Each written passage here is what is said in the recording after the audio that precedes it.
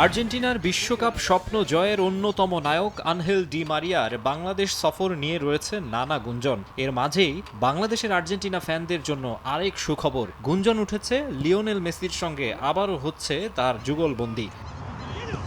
নিঃসন্দেহে এই প্রজন্মের কাছে মেসি আলবি সেলেস্তেদের সেরা। তারকা খ্যাতিতে পিছিয়ে থাকলেও এলএম10-এর সমমানের ধরা হয় একজনকেই, তিনি ডি মারিয়া। গেল কয়েক বছরে আকাশী নীলদের সব অর্জনের পেছনে গুরুত্বপূর্ণ ভূমিকা রয়েছে তার। কোপা আমেরিকা, ফিনালিসিমা আর সবশেষ স্বপ্নিল বিশ্বকাপেও ঝলক দেখিয়েছেন মারিয়া।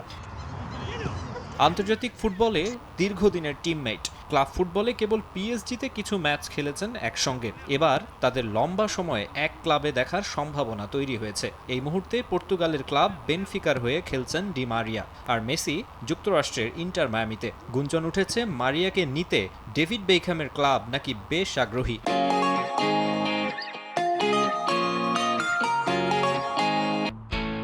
এবছর জুনে বেনফিকার সঙ্গে চুক্তির মেয়াদ শেষ হবে আর্জেন্টিনিয়ান উইঙ্গারের, তাই এখন থেকেই তার জন্য জোর চেষ্টা চালাচ্ছে ইন্টার মায়ামি। মেসির ডাকে সাড়া দিয়ে আগেই তিন বন্ধু লুইস সুয়ারেজ, সার্জিও বুস্কেটস আর জর্দি আলবা যোগ দিয়েছেন এমএলএস ক্লাবটিতে।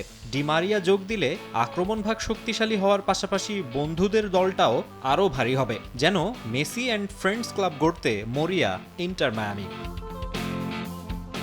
আর্জেন্টিনা জাতীয় দলের হয়ে 138টি ম্যাচ খেলেছেন ডি মারিয়া। জুনে আরও একটা কোপা আমেরিকা।